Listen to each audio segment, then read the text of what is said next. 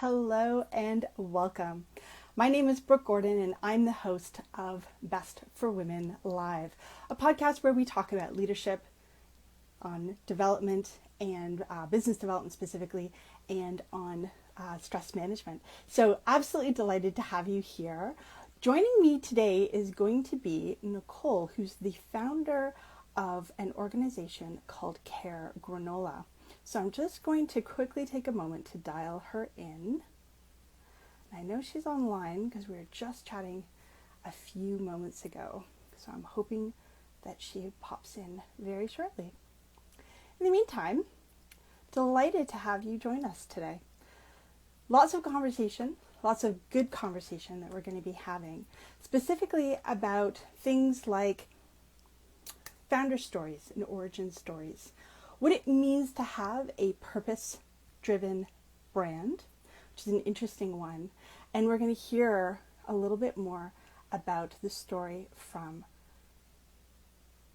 Nicole from Kare Granola. Now, as I'm waiting for her to join, I'm just going to pop on the magic of having more than one device at one time, and we'll make sure that she is online to join us. Here we go. You can hear me typing away.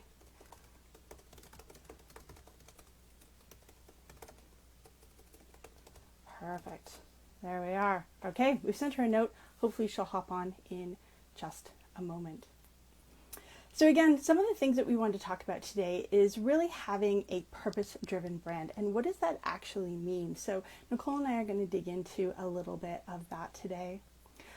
Perfect. We have found her, and here she is.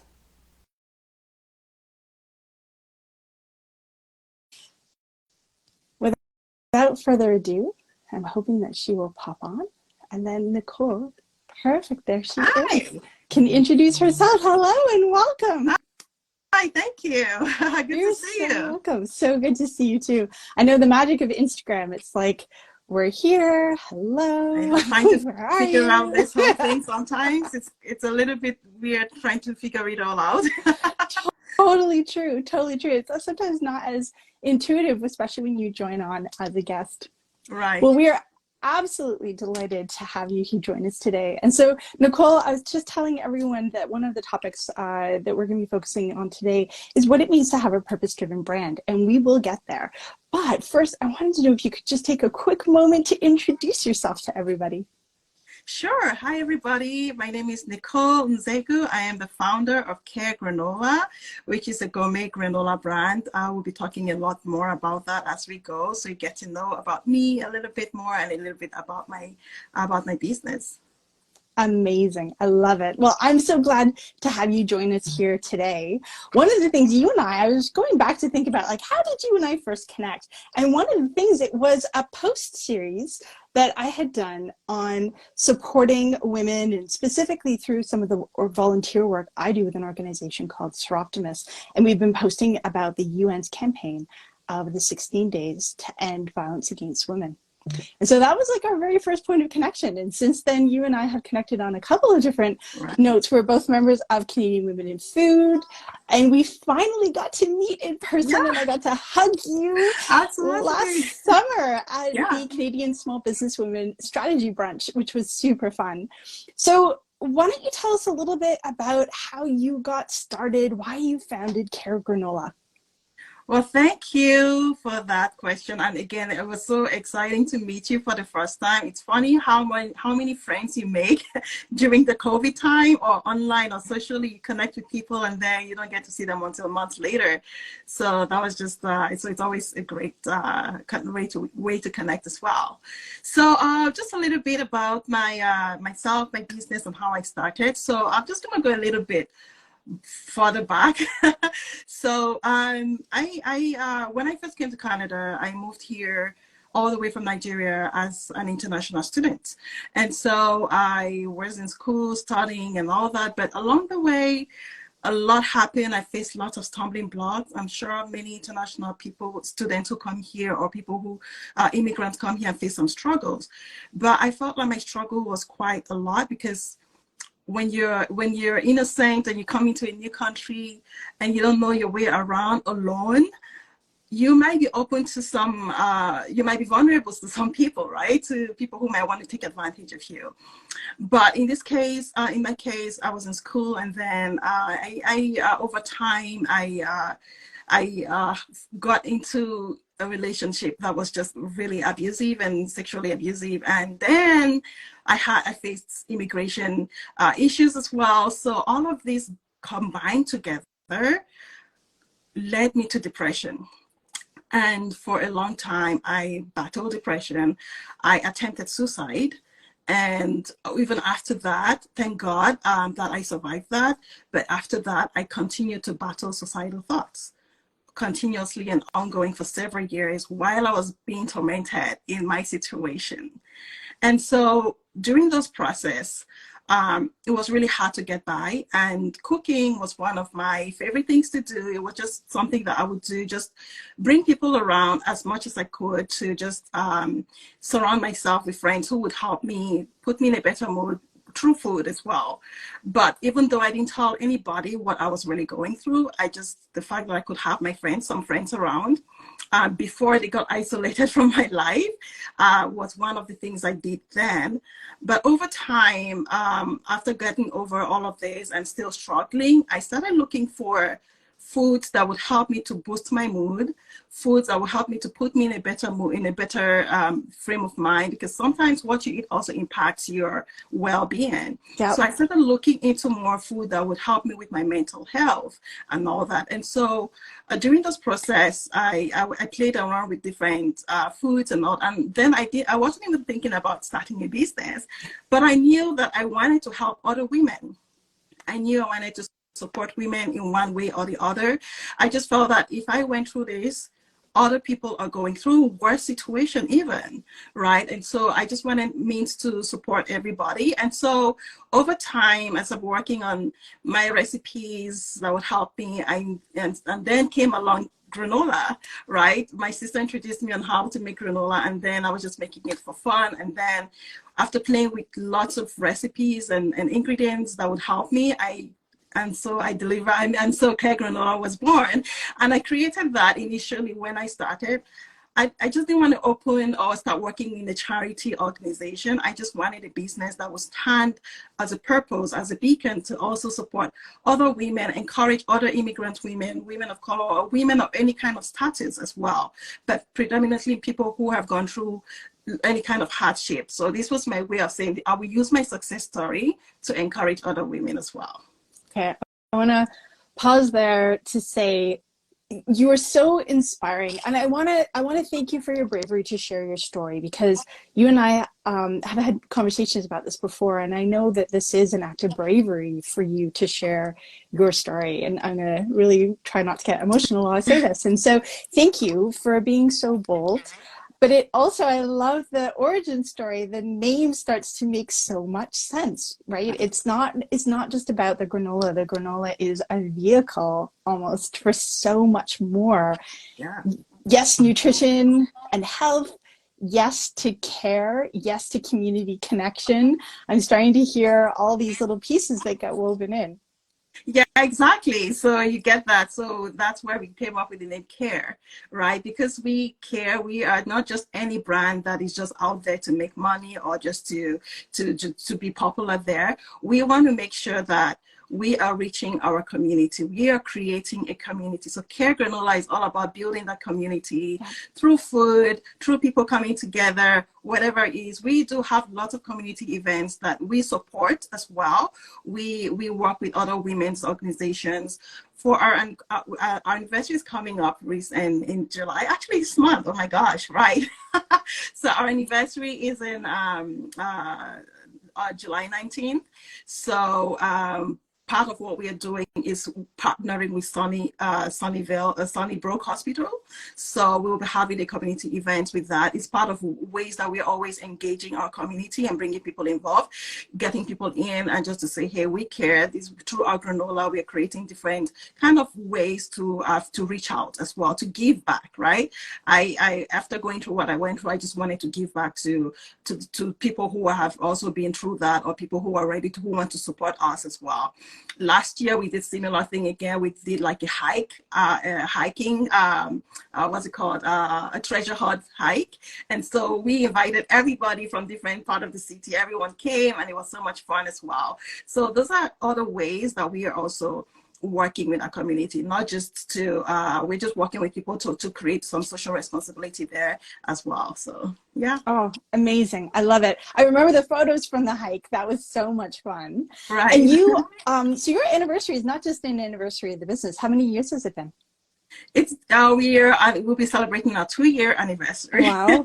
Okay, amazing. Thank you. But it's also coming up on an anniversary of a rebrand. Would you be willing to share a little bit about that process? Yeah, so our rebrand actually, so we started when I started this business, I wasn't sure what name to name it at the time, but under my umbrella business, it's called Craving Research. So so at first the business name started with Kare Granola with a K, but over time, you know, when you start a business, I always tell people just start and then, you know, restructure as you go, build up as you go.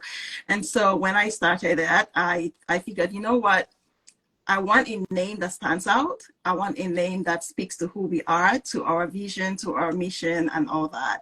So after thinking about different names, we were like, you know what, we simply care. We care about our community. We care about what goes into your body. We care about building and supporting or inspiring other women. We care about everything, right? So we came up with the name Care with a K. So it just simply that. So and that's kind of how it just speaks to who we are, pretty much. And so it's also inclusive of every kind of everybody as well.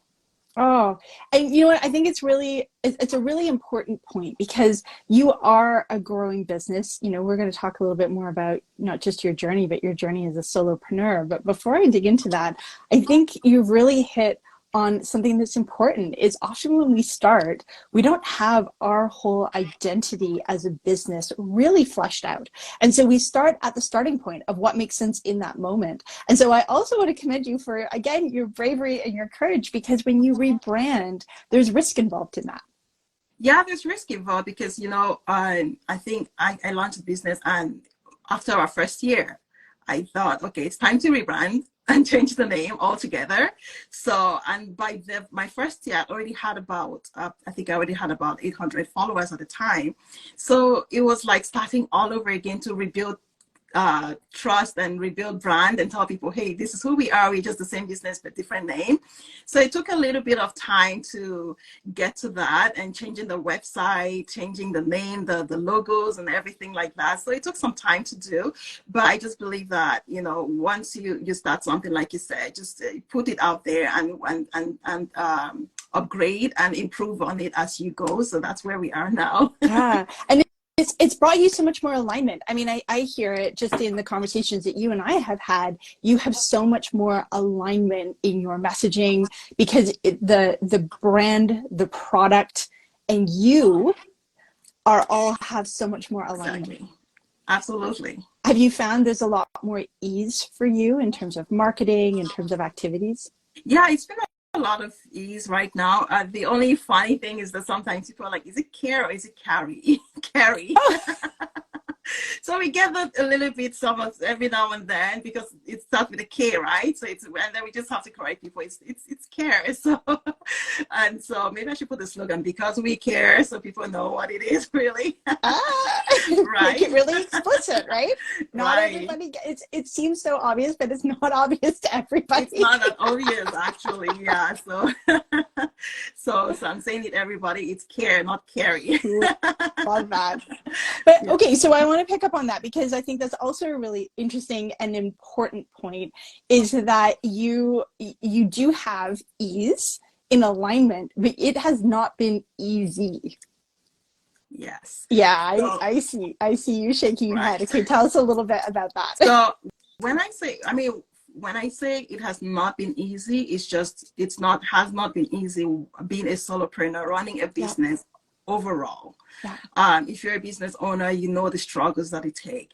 Let me give you an example. When I launched my business, I mean, I launched it, I started thinking about launching it during COVID. And so when you're home, and I was working in my previous company, in the corporate world, and I started thinking I wasn't happy anymore. I was burnt out. I was just slaving myself.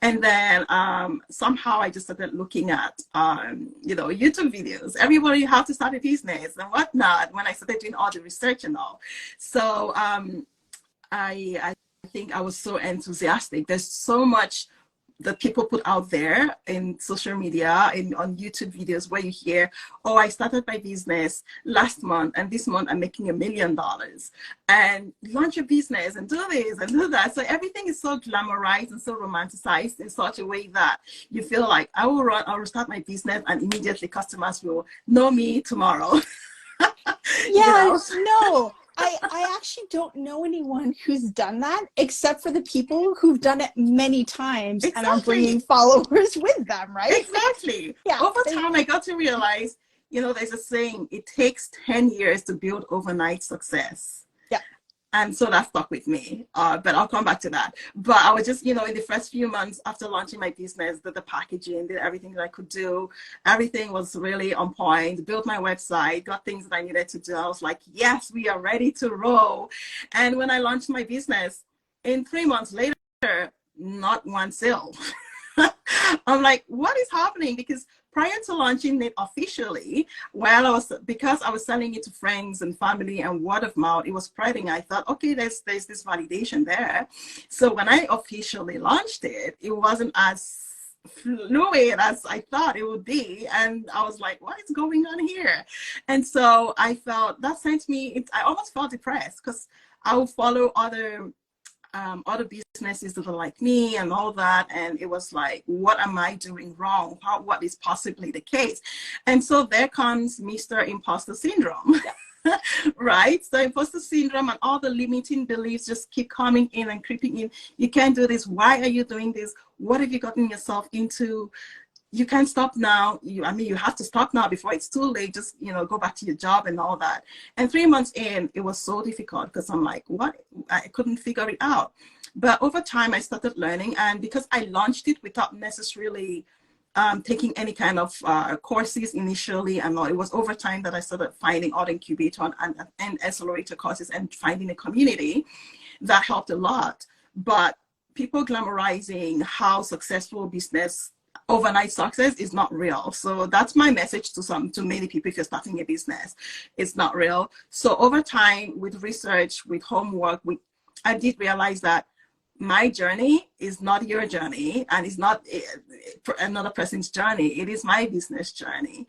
And I started practicing, I think, through manifestations, through meditations, through various spiritual techniques. I started to break all my limiting beliefs. And that breaking all those limiting beliefs, including imposter syndrome, just opens a door for you that you do not even know. So that's where we okay, so we're gonna put a pin in that for a sec, because wow. Okay, so before you dig in deeply into how, because I think that's really important, is what you did and how you did it. But I just want to pause you for a moment, because there's a couple of things you said that I think are really impactful. There was the overnight success takes 10 years. That's huge. The fact that you realize that your journey is not the other journeys. And I did catch you say that at one point, that you were following what other people were doing. And I think that's really valuable, is we look at other people's success, but we're looking at it from the outside, where it seems seamless, where it seems to be glamorized. And we think, oh, well, that's easy. And I think this is what they're doing, right? But Yes. not only are we not sure what they're doing, but we don't know how they're doing it. So we try to replicate it on our own in the background. So I wanted to point that out, because I think that's a really important pattern, because that does lead to that sensation of I'm not good enough. Yes. Right? Which is really what the imposter syndrome sits into, is I'm not good enough. Exactly. the other piece I wanted to pick up that I think is really valuable, Nicole, that you shared, is that you started picking apart what's going wrong. So it wasn't just something wasn't right. Yes, you're not making sales, but it wasn't just sitting and lamenting, which you can do, right? You talked about having that sense of depression sinking back in, and that is one space that we can go to, but there's another space that we can go to, which is I need to do something about this. So you started doing research, you started connecting with community, and started looking at what free resources are available to support me. So mentorship and community programs. What am I missing from that journey? These are all you touched on them, and you like went so quick, and I wanted to pause to just pick those apart, because I think it's really valuable.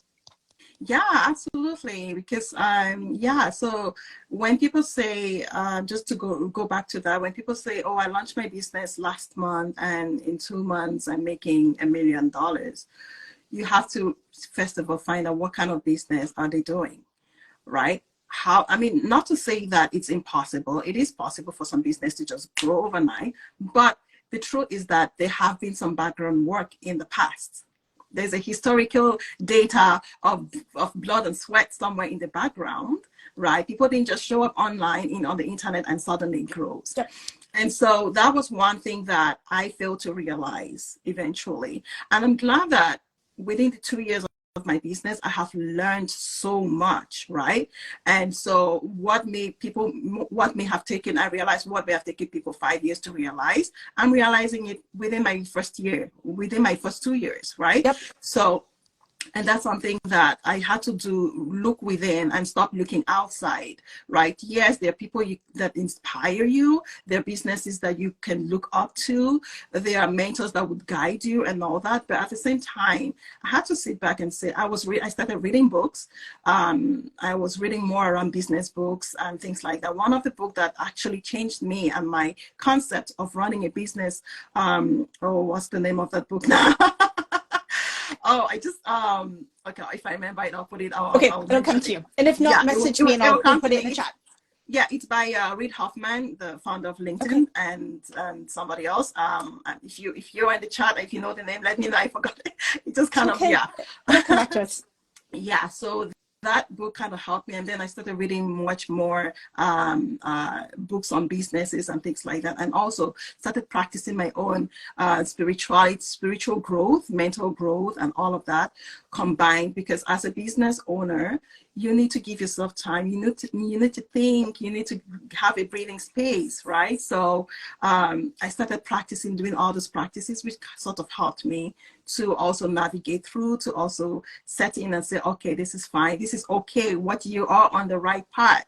Yeah. And I had people who, like you yourself, my friends, and everyone who told me, you're on the right path. Just, I felt like you want to expedite everything. And I'm sure if you're running a business, you know that you want to expedite your business ASAP. But some people will tell you, sometimes it's good to go really fast, but it's also risky. Because you might scale so fast and you may not have the resources to continue that scale. So sales is not always profit, right? It's good to make sales, but it's never always profitable. So there are businesses out there who make millions, but there's no profit because all the money is going into the business. So I wanted to touch on that. Oh, that's such a huge one. And I think that also speaks to the quick win that you were talking about earlier. Sometimes some of those businesses do really well because they do things like joint venture or they invest heavily in advertising. And just because you make money doesn't mean you're making money. Exactly. So the money that comes in on the top doesn't always, there's so many expenses that are embedded underneath that, especially at the beginning. You have a lot more expenses than sometimes you do otherwise. Yes. Oh, I'm loving this comment. Sometimes the things we're looking for outside are usually inside us. That is awesome. That is such a beautiful comment. Thank you. Yes. Thank you. So I wanted to ask a little bit more about some of this work that you were doing. You talked about sort of the spiritual work. You talked about your own personal development. So it was learning a bit more business skills. And that's so important because personal finance and business finance are not the same. Exactly. They are not. They're not. So, so sorry. The name of the book is called Masters of Scale. Masters of Scale? Yes. Masters of Scale by Reid Hoffman and somebody else. But yeah, so that's a good book. Awesome. If you're looking to start your business, to scale your business, it talks about all the entrepreneurs out there and their struggles and how they made it, right? Talks about all the big businesses, right? Nice. So, okay, dropping that in the chat. Masters, not if, of, there we go. Masters of Scale. Perfect. Sales is not always profit. Yes, yes, yes. yes, it's not always profit. And yeah, and so seeing that and realizing that and seeing other businesses cry to say they're not making money, or they're, they're at the verge of closing down. And, when you're starting a business and you hear another business shutting down, especially during COVID time, on pre or post-COVID, it kind of makes you feel like, oh my God, am I next? I felt that way. I felt that way about my business, like, oh my God, am I next? What's going to happen and all that? But managing your business, knowing your business inside out, I think that is one of the things that I appreciate myself for, knowing my business inside out, so that if I'm sourcing it out to somebody, I know exactly what it is all about, right? That's one of the things I wanted to also touch on right there. It's really valuable. And I think it's important because I remember you disappeared off social media for a little while. And I had like alarm bells. Why is she not in my feed anymore? And I remember reaching out to you and you're like, no. I was like, what? No. Exactly. Right. Yeah. I was like, no, this isn't working. This is just too much. I can't do this anymore. But I'm glad that it's good to have someone that helps you stay grounded and say, okay, you know what? It's okay to take a break. Again, I would see people say, I work 24/7, midnight. It's okay. I mean, it's fine. Sometimes when you're running this business, your passion is in it, your heart is in it. So it's exciting when you're doing, because you are already foreseeing the future of your business and the future of where you want to be already and the impact you want to make. So when you have that visualization, your present is always active. Your present is on the high. It's just that high of getting there and all. So, but I think for me, one of the practices I started doing, again, like I said, 3 months into the business, I was expecting the whole world to know about my business. I expected Kare Granola to spread like a virus. See what I did there? Saying it out loud exactly as you want it to happen. Yeah. I wanted it to happen. I just wanted, businesses were booming and growing at that time. And so I just wanted that to happen, but it wasn't happening as fast as I thought. And again, I felt like I put all my resources in there, took all my savings and put it in there into starting this business. And so I was feeling challenged in the sense. And when I had meetings with other businesses, I realized, oh, they're way ahead of me. What am I doing? What am I doing wrong again? But then I later realized these people are far ahead of me. They're maybe 2 or 3 years ahead of me. So there's a process. There's a process that happens. And but one of the techniques that I started working on was, and to get into that, just for context, was because I was being tormented. I was tormenting myself, and I was letting that imposter syndrome just take over. Like, you're not good enough. You can't do this. Why are you doing this? Why are you suffering yourself? What is the purpose? Right? But at the same time, why did you give up a full-time paying job? Right? And to be fair, were these only the comments for yourself, or were these also comments you were hearing from others, family or friends? No, the thing is, I had everyone who was supportive of my business. So everyone, it was you. Okay. I wanted to just clarify, because some people do have that. Some people internalize and also have it outside. And for you, you were internalizing and just bringing your own self down. Yes, I was being too hard on myself. I was bringing myself down, but I had great support. Everyone said, you have a great initiative here, you have a great product here, and your story is what's gonna sell as well. And that was one thing too that I did not know. When I started my business, I just launched it without a story. I had a story, but I was too afraid to come forward and share my story.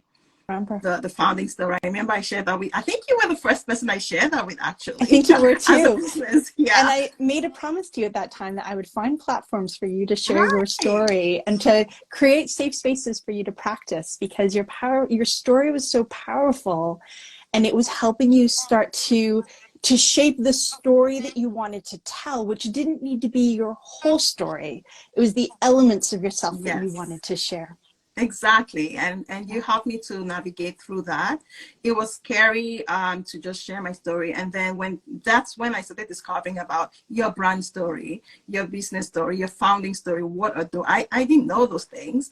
And again, I never had any business background going into business. I'd never run a business before or anything. So I was just working my way through the corporate ladder. And so to have that and to say, okay, I have to share my story because I mean, I know what it is. I know why I started this business, which is one thing too that you should know. You should know your why. Why did you start this business? What is the purpose of your business? And so thinking about all of that I was scared, really scared of just saying, coming out to share my story. And I was scared because I just felt like I was going to be judged, and people might come and say, oh, you're lying, and just say things differently and all that. So, but it was interesting to see how much that changed the how do I put it, the image of my business today. Yeah. Right? Because people could say, oh, you have a great story, I can identify with this. It's not just people will be like, your story is amazing, I want to support. Your story is amazing, how can we get from you to support our business and things like that? How can we collaborate together and all that? So, but I didn't know all of these within at least the first year of my business, right? And so, or at least within the 6 months. But with all those limiting beliefs that I was putting over, I was just putting on myself, it was really hard. And so I started meditating, I started manifesting, I started going on manifestation walks.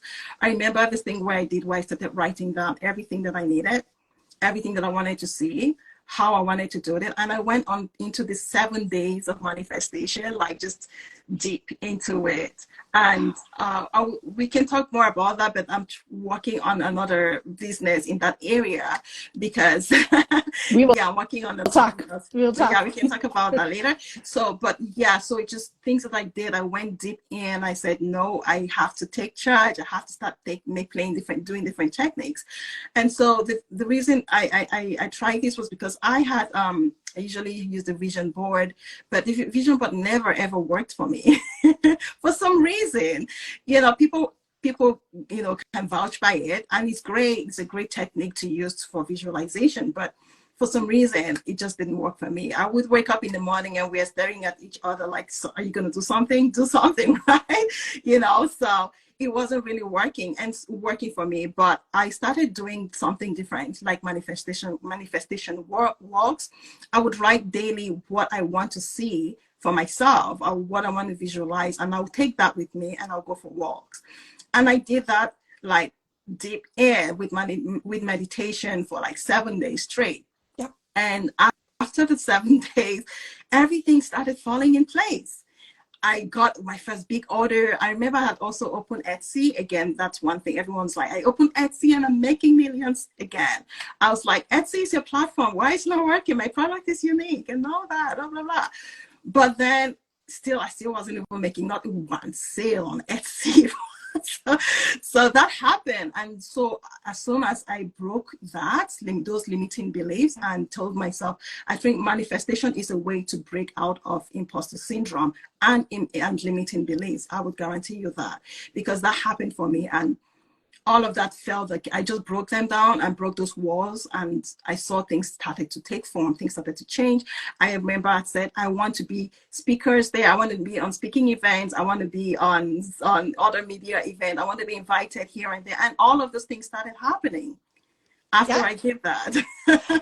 We are definitely going to have an offline conversation about this, because but I want to say I also believe very much in that. And I think part of it, there's so many reasons why, but part of it is when you get really clear on your ask, you don't realize it, but the way you describe it to others and the way that you can make an ask gets so sharp and so clear that people can see a path to action. Yeah. And so they can help, right? So when you say, I want to be a speaker and I want to be on podcasts, and then you have people like me saying, Nicole, your messaging has gotten really sharp. Do you want to join my podcast? Right? But it's because you're to say that you are, you're just so clear on the ask that people can see tangibly how to help. Exactly. Exactly. And I love what your Favi Adi said. Your brand, your story, your business, and your why are very important. And I Yeah. definitely, that is very true. Yeah. So, yeah. Yeah, So when sure again, someone may not work for you, your story is different. yeah. 100%, my friend. We are flying through time. What would you like to share as our final thoughts? Well, final thoughts, two things. Again, we are celebrating our anniversary. It's coming on July 19th, but the celebration date will be announced shortly. It's probably going to be in August. We are partnering with Sunnybrook Hospital. And so it's just, we will have kids around. We are also appreciating the children.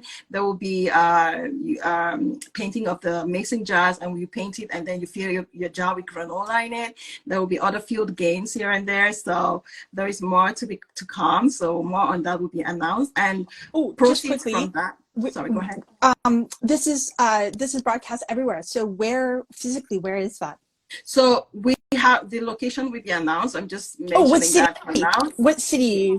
Oh, we'll be in Toronto. Okay, We'll be in perfect. Toronto. Like it's Toronto. It's Toronto. Sunnybrook Hospital has a park there. It will be at the park. Perfect. So, and proceeds from the ticket and purchases will go to the hospital. So it's another way to support and give back for us. That's one. But more on that coming soon. But one thing I wanted to share as well is one thing that I went through last year was I put all my money in the business, but at the same time, I felt like this is a learning for me. I put everything into bigger events. So when I launched, I got validation from everyone here and there. I put a lot into trade shows instead of I would have stepped back to say, you know what, I would put it into farmers markets because that's an easy way to get into your market, into your community. Not saying trade shows are bad. They were really beneficial for me. My first trade show, I sold out. We sold out completely over the weekend.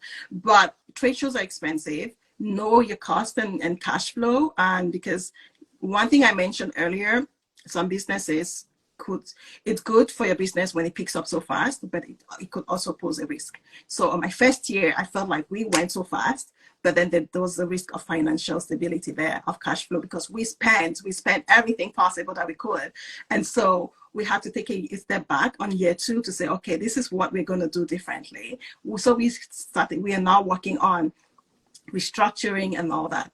Currently, we're selling online, predominantly on our website. We're selling online. We also ship to Canada and the US. We are available in some local food businesses at local retailers at this time in Toronto, in Scarborough, across the GTA and Calgary. So there's more to come. We will put updates everywhere. Toronto, GTA, and also Calgary. So you're like halfway across Canada. Well done. Yeah. Amazing celebration. The goal is to be all over the country, Love right? It. So love it. Yeah, so you can find us in online mostly. So and there are lots of perks that are available if you subscribe with us as well. Nicole, this has been so good. You have dropped so many gems. So for those of you listening, we will be doing a recap. And I definitely recommend listening to the replay of this. Nicole, thank you for your time. And more importantly, I want to thank you again for your courage, for your bravery, and for sharing your wisdom. Thank you very much, Brooke. It's been amazing. And thank you everyone who joined here. And every one of you here is amazing. I love it. Thank you again, everyone. For more resources, come and find us at bestforwomen.ca. Thank you. Thank Bye. you. Bye-bye.